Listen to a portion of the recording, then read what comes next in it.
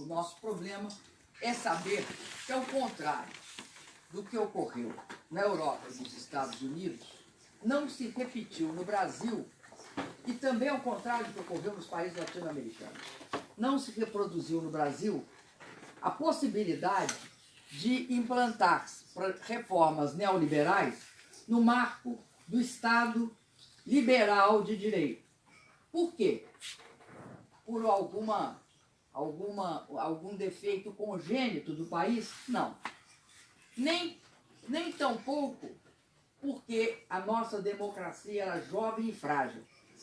Isso é verdade. Ela é jovem, extremamente frágil, até pelas condições da transição da ditadura para a democracia, que foi, como sempre ocorreu no Brasil, um pacto negociado por cima. Mas eu acredito que a grande razão é porque, a partir do governo Fernando Henrique Cardoso, que era o governo de corte mais liberal, né? Era um governo democrático,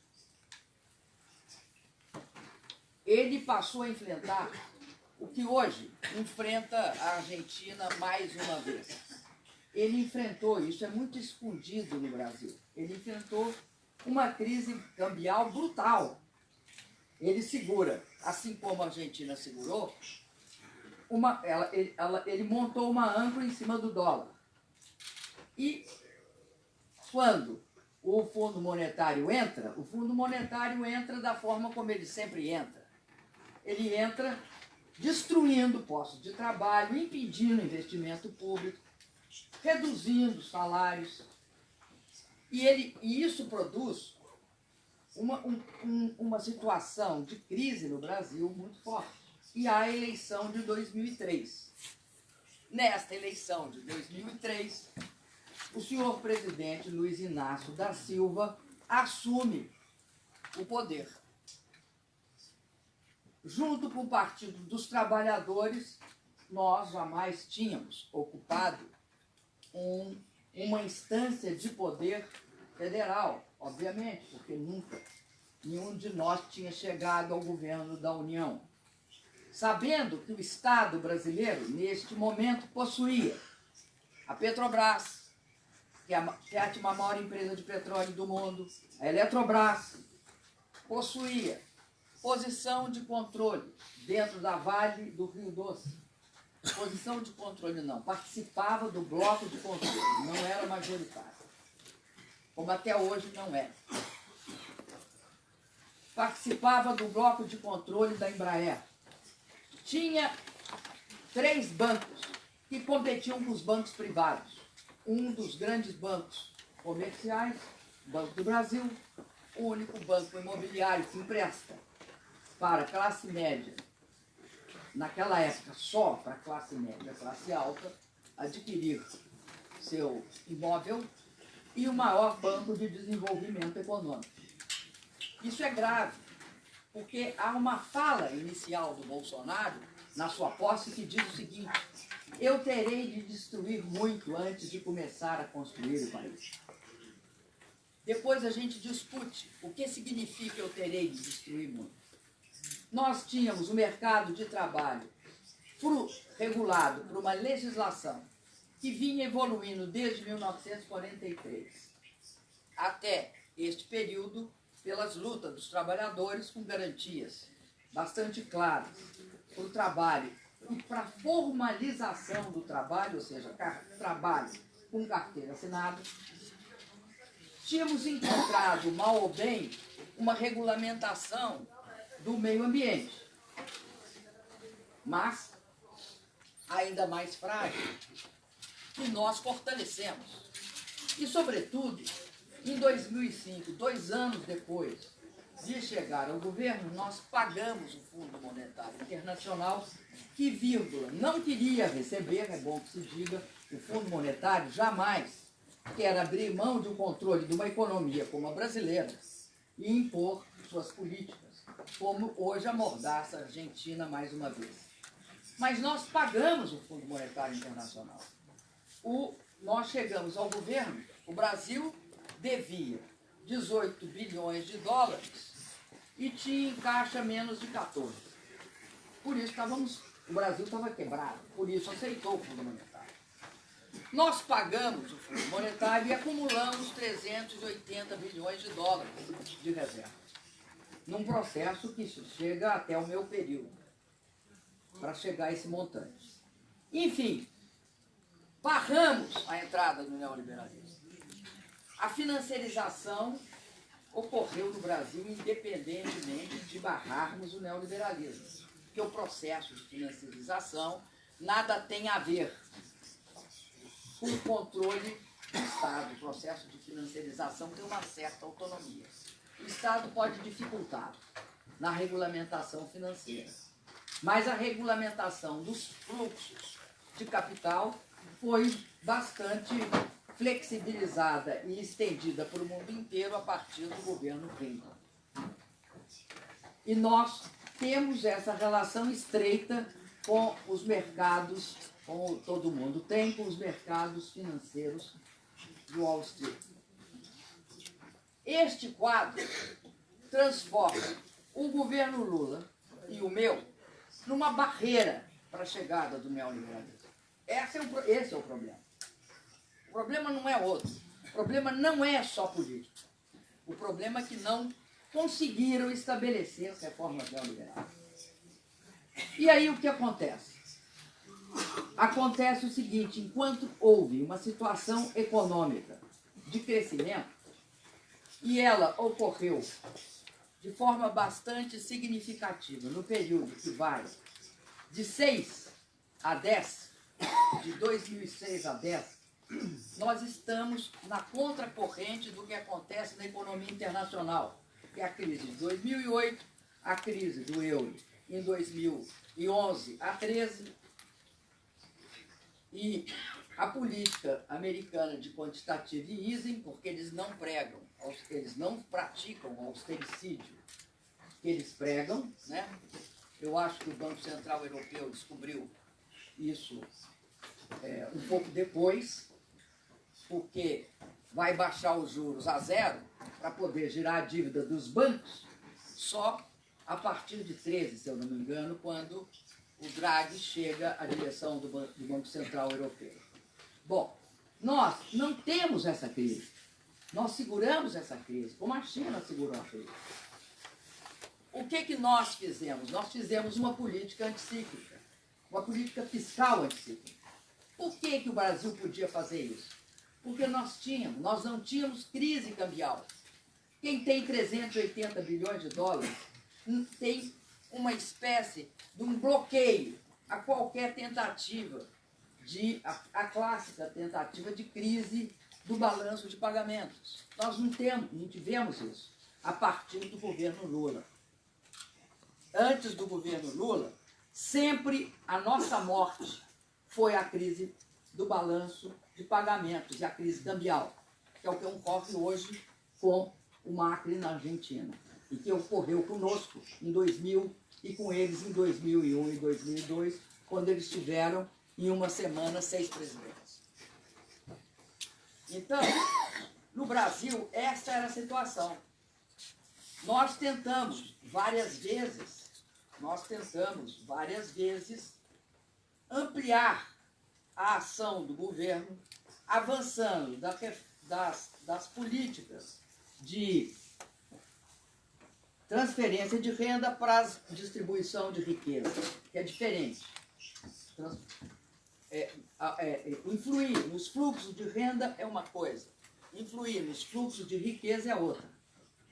Né? Em 13 anos você não faz tudo isso, mas fizemos parcialmente, porque riqueza no Brasil significa terra, casa, aposentadoria digna e educação de qualidade. É isso que significa, é o mínimo. Mínimo minimorum para um país como o Brasil, que tem um estoque de miséria imenso, que só saiu do mapa da fome da ONU em 2014, no final do meu governo. Nós tivemos que fazer um esforço para tirar 36 milhões, não é da pobreza não, falam errado, é de outra coisa, miséria extrema. é abaixo da linha, é muito abaixo da pobreza. Miséria extrema. Pobreza pode ser uma coisa digna, miséria extrema não é. Este processo, ele vai. Quando começa a crise internacional, nós temos um problema sério. Coincide com o início da crise internacional o que se convencionou chamar do mensalão, que foi a aplicação de uma teoria alemã a julgamentos políticos no Brasil. Essa teoria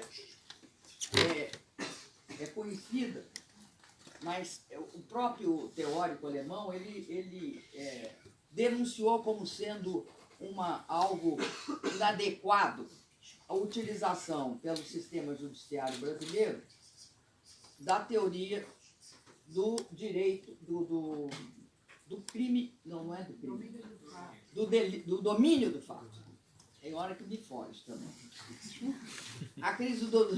A teoria do domínio de fato ela é muito interessante. Ela foi empregada para se julgar grandes criminosos de guerra.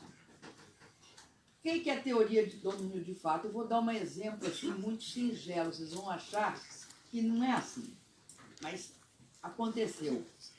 Se você é presidente da República, você tem uma posição na hierarquia, certo? Tudo que ocorrer abaixo é a sua responsabilidade. Eu já já vi a teoria do domínio de fato tentarem aplicá-la a mim. Era muito difícil, então eles não conseguiram. Comigo eles preferiram outro caminho, que chama-se criminalização da política fiscal. Tornar a política fiscal um crime.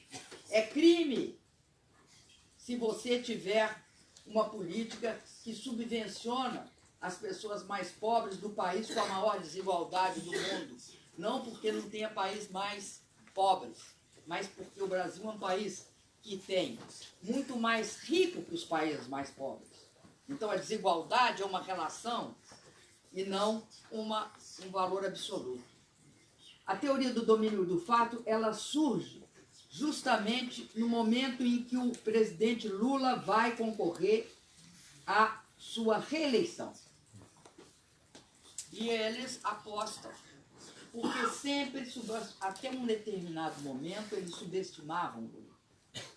Nessa teoria, nesse momento, eles acreditam que era bom deixar a gente sangrar, e sangrar seria continuar da forma como estávamos, porque acabaríamos caindo. Eles subestimavam o Lula. Eles achavam que o Lula era um operário e só alguém das classes altas podia estar influenciando ele, fazendo a cabeça dele. Não percebiam o talento político e a capacidade do Lula de fazer a gestão complexa de um país como o Brasil. E eles, então, tentam de derrotar o Lula em 2006. E repetem todo o processo de denúncia contra ele, só que naquele momento não conseguiam construir nenhum processo claro de lawfare, porque não tinha os órgãos policiais, não tinha os órgãos do Ministério Público, nem de parte do Judiciário armado para isso. Então, o presidente Lula ganha a eleição em 2006, apesar dos pesares, apesar de uma das campanhas de difamação mais fortes. A gente nós tínhamos e temos um hábito muito grande de aguentar a campanha mais destruidora da mídia. Porque no Brasil a mídia oligárquica, dirigida pela Rede Globo, fez essa campanha contra nós sistematicamente. Mas a gente tinha um couro duro, isso não era o problema. Então, ganhamos bem a eleição de 2006. Ganhamos a eleição de 2010. Aí já eram 3 eleições que a gente ganhava. Quando chegou na eleição de 14, a situação era extremamente conturbada, extremamente tensa. é importante que você saiba que em dezembro de 2014, o Brasil tinha a taxa de desemprego de 4,6%. E é por isso que eu ganhei a eleição. Eu não ganhei a eleição pelos meus belos olhos, que são belos. Eu ganhei a eleição porque a taxa de desemprego era 4,6%. Esse processo, ele estava numa fase de grande problema, não estava tão claro que isso ocorria. Quais eram os problemas que se avizinhavam? Houve, em 2014, uma das maiores quedas no preço das commodities. Todas elas. Petróleo, etc, etc. Houve a saída dos Estados Unidos do quantitative easing, o que criou um problema fiscal. Não, criou um problema de valorização do dólar, portanto influenciando a inflação. Além disso, nós tivemos a desaceleração brutal da China, do nosso ponto de vista. A China vinha de uma taxa de 10%, cai para 7 ainda. 7 ou 8, não me lembro mais. Mas é isso, começa a cair, que vai dar os 6 e pouco agora. Ela tem uma recuperação e depois volta a cair. Para nós era importante. A China é o nosso maior parceiro comercial e de investimento. Tinha mudado a relação do Brasil com o resto do mundo há bastante tempo. Né? Nós tínhamos uma relação, primeiro, com a China, segundo, com a Argentina e a América do Sul, terceiro, com a Europa, e os Estados Unidos chegava, no final, a um quarto lugar. Depois, com a crise do euro, inverteu. Estados Unidos foi para terceiro e a Europa para quarto. Era essa a situação no Brasil. Aí o que acontece? Esta crise ela é propícia para se dar aquilo que a Naomi Klein chama de a receita do senhor Milton Friedman, que é: aproveite uma crise econômica, apresente um programa político e faça com que o politicamente impossível se torne no politicamente inevitável. Qual era o politicamente impossível? Ganhar uma eleição baseado numa pauta de reformas neoliberais. O que era o politicamente inevitável? É construir um processo de impedimento e, com esse processo de impedimento, construir as condições para se implantar as reformas neoliberais. Aí, nesse processo, teve de tudo. Tudo. Agora, fica cada vez mais claro. Porque para dar esse golpe, tiveram de criar um clima. E criaram esse clima. Eles aproveitaram de um fato político, que é mais fácil. Tá algum problema? Il y a quelqu'un qui fait trop de bruit avec son casque en France. Si vous voulez bien baisser le niveau sonore dans votre casque. C'est gênant parce que le bruit vient réverbérer ici. Il n'y avait pas de casque. Non, c'est pas lui. C'est un autre. Parce que Ele está escutando o barulho dos outros. Sim. mas ele está sem casco. Mas tem um casco tão alto que está atrapalhando. Está tudo bem. Podemos continuar. Bom, então o que acontece é que se cria um ambiente, o ambiente é feito por fake news. A primeira vítima de guerras híbridas, de conflitos políticos radicalizados, como os nossos, é a verdade. Então a versão é fundamental. E o Brasil é um país que tem uma porção de fantasmas dentro da sua própria caixa preta. Cada país tem os seus fantasmas. Os nossos vêm de 350 anos da escravidão, 21 anos de ditadura militar. 21 anos de ditadura militar, com uma transição que construiu um processo, do meu ponto de vista, incorreto, que é anistia recíproca, mas era o que foi possível, segundo os que participaram daquela época, implica em que existe uma latente possibilidade de você construir posições de ódio, de intolerância, sempre de busca do responsável. Nos Estados Unidos é estranhíssimo quando você pensa que o responsável pela uma brutal concentração de renda, pela impossibilidade do pobre novamente escalar a ladeira da mobilidade social, é um mexicano e não Wall Street. Da mesma forma, no Brasil, a construção era a seguinte: qualquer processo de crise que esteja havendo, e nós vínhamos de 13 anos de estabilidade econômica, tinha de ter um responsável. O responsável foi o PT. Nós éramos os responsáveis. Uma, porque estávamos no governo. Duas, porque, segundo eles, nós tínhamos malversado os fundos e destruído, por exemplo, a Petrobras. Eu aqui abro só um parênteses para explicar para vocês quem é a Petrobras.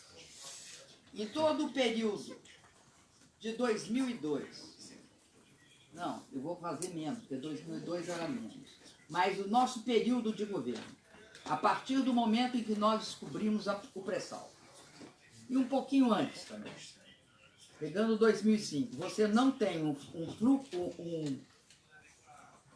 fluxo de caixa da Petrobras, um caixa da Petrobras, um caixa operacional da Petrobras, que tenha menos de 13 bilhões de dólares. A média foi em torno de 20 bilhões de dólares. Caixa. O caixa da Petrobras era, em alguns momentos, o dobro do caixa da maior empresa privada de petróleo, que é a Exxon. A Petrobras nunca nesse período teve um lucro menor do que 26 bilhões de dólares. Ela passou nesse período de ser a 19ª, primeiro para a 10ª e depois para a 7ª empresa de petróleo do mundo. Por quê? Porque no nosso período nós autorizamos que a Petrobras pudesse investir em exploração e prospecção e, portanto, ela descobriu uma das maiores reservas no mundo ocidental, que se chama o pré-sal. Aliás, se vocês, nós atualmente estamos olhando isso com muito cuidado, a influência do pré-sal nos golpes, tanto no meu em 16, como na prisão do Lula e na chegada ao poder de uma pessoa da extrema-direita. Mas continuando a nossa história. Nós, então, segundo a visão vigente, principalmente por parte daqueles que deram o golpe, porque tem uma base dos que deram o golpe que é a mesma que vai ser a base do governo Bolsonaro hoje.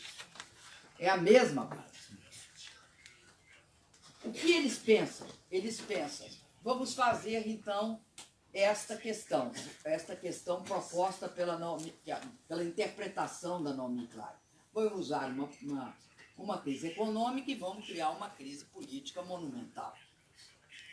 Eu tinha 6 meses de governo, e vamos lembrar, no Brasil o impeachment só pode ser feito sobre o que está ocorrendo no governo vigente. No governo anterior, ou em algum momento do passado, não vale. O erro, a falha tem de ser naquele governo. Eu tinha 6 meses de governo, portanto, nem um ano, tinha 16 pedidos de impeachment. 16. Isso é só entrar na internet que confirma. Além disso, por que isso? Porque a ideia era desestabilizar o governo, aproveitar a crise e piorar a situação. Então, fizeram uma política que a imprensa, mesmo sendo uma imprensa extremamente contrária a nós, denominou de quanto pior, melhor. E o Brasil, então, seguiu o processo que era transformar a situação de barreira ao neoliberalismo numa situação em que a democracia ia sendo carcomida por medidas de exceção, entre elas o impeachment. E se pode fazer um impeachment contra um presidente, é possível fazer todo o mais. Aqueles que se omitiram são responsáveis por uma fragilidade institucional do país. Imensa fragilidade institucional. Por quê? Porque quem faz o golpe é o parlamento conservador. Mas quem observa o golpe e nada faz é o sistema de justiça. E não adianta hoje alegar que é porque não ficou claro que tinham de participar em um determinado momento. Não adianta alegar isso, não é por isso. O que acontece é que, na sequência, começa o processo de implantação do neoliberalismo. Aí, a pergunta que eu faço a vocês é o seguinte. Eu acho que, inicialmente, eles pensavam que era possível fazer esse processo sob o controle dos grandes partidos tradicionais de centro e centro-direita. Acreditaram nisso, que era possível. E pensaram assim, se nós estivermos no governo, vai ser mais fácil fazer essa transição. E controlar esse processo, e concluir as reformas liberais, o país cresce e acaba tudo, e fica o dito pelo não dito. O que acontece é o seguinte, eles, ao participarem do governo que nos sucede, eles entram num processo extremamente contraditório. Porque por que era que não ganhavam a eleição com a reforma neoliberal? Porque havia uma reação popular. O povo vai perdendo, perde Bolsa Família, perde Minha Casa Minha Vida, que é o acesso à moradia, a moradia. Diminui o investimento em educação. Começa a aparecer a quebra da fiscalização do meio ambiente. Retira os fiscais da rua, não dá o dinheiro para os órgãos de fiscalização, reduzem também os recursos para toda a proteção da população indígena.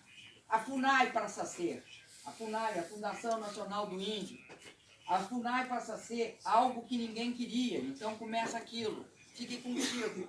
Não quero não, fica com você. Por quê? Porque a política do índio implica que você tenha uma visão de nação e de país. E que você considere que nosso país, sem a Amazônia, sem os índios, não é o Brasil. Pode ser outra coisa. O Brasil não é. Então, não é só vender a que é um crime contra a nacionalidade. É fazer isso com a Amazônia. Mas não é só isso. É retirar recursos, 30% da educação. Porque a educação no Brasil, ela resolve o problema da pobreza, ela garante que a saída da pobreza é perene, ela resolve o problema da riqueza, porque ela leva o país à economia do conhecimento, e ela resolve uma coisa que vocês conhecem aqui melhor que eu, que é a relação entre educação e cultura. E, portanto, entre a questão, basicamente a questão nacional. Então, estamos nessa situação, com este governo de transição, um senhor que não tem partido, tempo de televisão, entra no processo eleitoral e tem, num determinado momento, 23%. O Lula preso. Cada dia eles aumentavam a perseguição ao Lula. Primeiro, fizeram busca e apreensão na casa do presidente Lula. Depois, fizeram condução coercitiva, levando o presidente Lula para aeroporto para ser interrogado. Nunca na história do nosso país alguém foi interrogado em aeroporto. Mas o Lula foi. Depois devolveram ele para a casa dele. Aí não adiantava, né? Ele não perdia os índices de popularidade. Então resolveram que ele tinha de ser condenado. Condenaram. Também não resolveu. Aí prenderam. Também não resolveu. Aí ele podia ser candidato. Enquanto preso, ele poderia ser candidato pela lei brasileira. Então tiveram de condená-lo e interditá-lo rapidamente. E mesmo assim, ele podia ganhar a eleição com um candidato que ele apoiou, que era o Fernando Haddad. E eles não deixaram, então, ele falar para a imprensa. Porque se ele falasse, ele poderia ganhar a eleição. Transferir mais do que ele transferiu. Ele transferiu os 47%, 45 milhões de votos. Então, a prisão do Lula é uma sequência desse golpe que começa comigo. Eu sou o ato inaugural. E a prisão do Lula é o segundo ato, vamos dizer assim, o grande segundo ato. A interdição dele é o grande segundo ato. E o terceiro ato, qual é? O terceiro ato é a subida do Bolsonaro. Que sobe, sustentado pelas seguintes forças. O que restou dos partidos de direita, de centro e de centro-direita. Assustados. Mas ali. Segmentos dos militares, que até então no Brasil tinham sido claramente democratas. E tinha alguma linha que restava do autoritarismo que aí, além de ser democrata, era nacionalista. Mas a verdade é que isso era estranhamente minoritário. A maioria era extremamente conservadora, é o que parece. Em terceiro, a sustentação de segmentos do mercado que achavam que aí executava as reformas liberais, neoliberais, e o Brasil encontraria um caminho de crescimento. Em quarto e último lugar, os setores da Lava Jato, Ministério Público, Polícia e Sistema de Justiça, que tinham criado um instrumento de perseguição do Lula, fundamentalmente a do Lula, para inviabilizar a volta do Lula ao governo federal. Esta situação pode ser sintetizada assim. É um governo profundamente conservador, reacionário, em termos de valores, em termos de política cultural, em termos de política para as questões de identidade, para as mulheres, para os negros, para os LGBTIs. É um governo que defende a tortura e o assassinato político. Diz que a ditadura não existiu, que o que houve foi um grande movimento de limpeza do Brasil, que o único defeito desse movimento é não ter matado mais. Torturaram. Estão errados, deviam ter matado. Esta combinação, ela é feita com toda a sustentação neoliberal, que não tinha uma tradição neofascista, mas adotou o neofascismo para ter suas reformas aprovadas. E aí é que está o problema.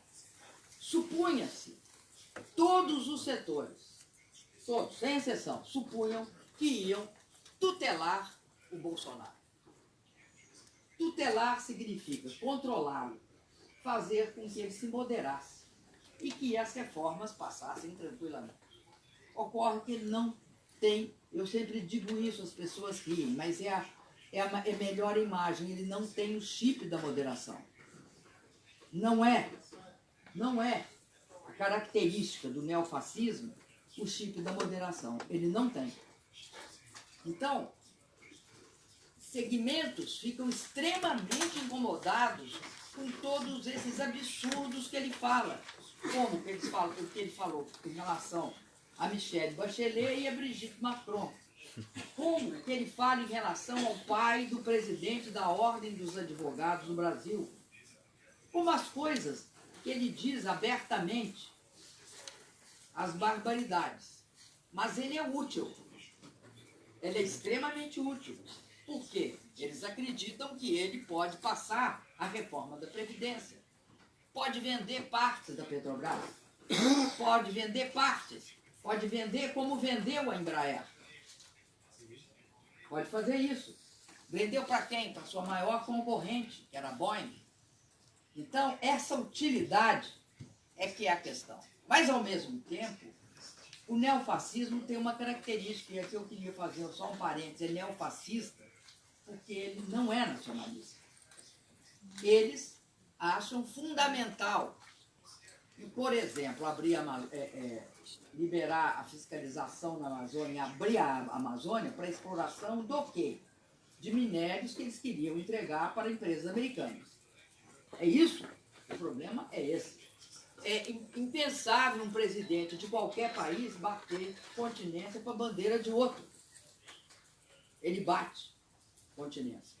É impossível seguir a orientação de outro presidente e prejudicar os interesses dos exportadores brasileiros, como é o caso da transferência da Embaixada de Israel para Jerusalém. A Embaixada Brasileira em Israel para Jerusalém. Como é um absurdo ele romper com a China. Como é um escândalo ele falar que não precisa da Argentina, ele e seu ministro da Economia. É um nível de desconhecimento do Brasil e de autossuficiência imenso. Mas, ao mesmo tempo, o outro aspecto que ele pode fazer as reformas liberais, neoliberais, torna ele uma alternativa. Mas até quando? Até quando? Porque ele instaura. O que ele quer? Ele quer instaurar a ordem, distribuir armas e controlar as pessoas. Só tem um pensamento que é respeitado. Ele quer instaurar a ordem. Só que a ordem, nos termos dele, é igual a caos. Ele não consegue instaurar a ordem, ele instaura o caos. E essa contradição entre o fato dele ter uma sustentação neoliberal que não é fascista e, ao mesmo tempo, instaurar o caos é que nós vivemos hoje. E o Lula representa o quê nisso tudo? O Lula representa, primeiro, a grande ameaça que foi toda essa questão do lawfare, usar a lei para destruir uma pessoa. Ele representa, portanto, o ataque maior ao sistema de justiça no Brasil. Porque não foi ao Lula, não foi a mim, ou não foi ao PT, ou não foi a nenhum de nós, foi ao sistema de justiça. Porque fica claro, com a Vaza Jato, do Intercept, que o juiz é parcial, que o juiz com os procuradores formaram um partido político e que eles tinham um tratamento absolutamente diferenciado em relação ao Lula, a ponto de saber e de conversar uns com os outros, reconhecerem que as provas em relação ao Lula eram praticamente inexistentes e ainda assim condenaram. Todo esse processo é um processo que coloca em crise a democracia. E a quebra da democracia que permite tudo isso. O Lula, a gente defende a importância do Lula livre porque ele sintetiza isso. E também porque ele representa que um outro modelo de país é possível. Um outro modelo de relações internacionais. Um outro modelo de convivência com a Europa, com os Estados Unidos, com a Ásia, com os BRICS. É possível. Você não tem... o multilateralismo e esta importância que o multilateralismo teve para nós, e o fato que a gente sabia que só tem um jeito de você fazer política externa, você tem de respeitar para ser respeitado. Se você não respeitar, a diferença, você não é respeitado também. Então, todo esse processo, o Lula é o grande representante do país. Então, a manifestação do Lula livre é isso. Eu acho que está num processo de aumento do nível de caos no Brasil. Está muito claro para os setores judiciais de nível mais, a Suprema Corte e as cortes superiores, que no Brasil houve um problema muito sério na área das investigações judiciais e das investigações policiais. Mas eu acredito que a mudança no Brasil, ela não é de curtíssimo prazo. O processo foi muito fundo para ser revertido só com alguns atos. Nós vamos ter uma luta de médio a longo prazo. Além disso, de ter uma luta de médio a longo prazo, nós temos a certeza de que só se conseguirá transformar o país se no mundo do trabalho, no mundo dos empresários, no mundo da cultura, no mundo dos trabalhadores, das classes médias, houver, de fato, uma modificação da compreensão sobre o país. Caso contrário, será sempre parcial. Você pode obter uma vitória, mas ela será parcial. Agora, tem coisas que no Brasil não podem acontecer. Porque tem coisas que são reversíveis. Outro governo no futuro pode mudar, pode fazer voltar atrás. Mas tem coisas que são irreversíveis. Vender a Petrobras é irreversível. Destruir a Amazônia é irreversível. Acabar com as universidades públicas e privatizá-las é irreversível. São certas lutas que nós temos de focar e saber que é elas que nos trarão as modificações. Qual é o papel da solidariedade internacional? Quero dizer para vocês, foi um papel que vocês, eu acho, nem têm verdadeiramente consciência da importância. Porque eu já falei aqui, a primeira vítima de um processo como esse é a verdade. E a verdade no Brasil, ela foi arrebentada de todas as formas. Teve em alguns momentos que nós só conseguimos falar ao Brasil falando para a imprensa internacional. Porque a gente falava para a imprensa internacional e aí não tinha como não chegar ao Brasil. Porque chegava, nós vivemos no mundo da internet e ficava muito desagradável, né, ficar censurando o New York Times, o Le Monde, enfim, todos, o El País, né, o Página 12 na Argentina. Então, essa foi a forma. Além disso, a importância também de todas as lideranças e todas as pessoas e as movimentações que ocorreram. Acho que uma parte grande da ruptura dessa questão da mentira, porque a mentira ela é muito solerte, ela começa dentro da sociedade, ela impregna as pessoas. As pessoas desconfiam. Mas e se isso for verdade? E esse processo é um processo arrasador. Hoje é muito fácil para a gente falar. A Vaza Jato pega uma opção de conversas no Telegram, todas elas, visivelmente verdadeiras, porque as pessoas às quais eles se referem confirmam, pega gravações deles e botou a público. Isso, hoje, no Brasil, é garantido. Todo mundo sabe o que aconteceu. E eu sempre digo, nós vivemos lá no Brasil, estou encerrando a fase, a temporada do sincericídio. O sincericídio. O presidente, que é o golpista de plantão, logo depois que eu saí, foi à televisão na terça-feira ou na segunda-feira e disse que, de fato, tinha havido um golpe no Brasil. mas que ele não tinha participado. Que ele tinha acompanhado, ele não tinha participado. Aí, por isso que eu falo que é uma temporada de sincericídio. A advogada que escreveu o processo de impeachment contra mim, que propôs o processo de impeachment contra mim, declarou: mas vocês não pensam que a presidente saiu por uma questão contábil. Foi político. Eu digo, é um processo estranho, porque na ditadura militar nós levamos quase 21 anos para que a sociedade processasse, a sociedade metabolizasse todas as responsabilidades e as características do golpe. No mundo em que tem rede social, tem fake news, é verdade.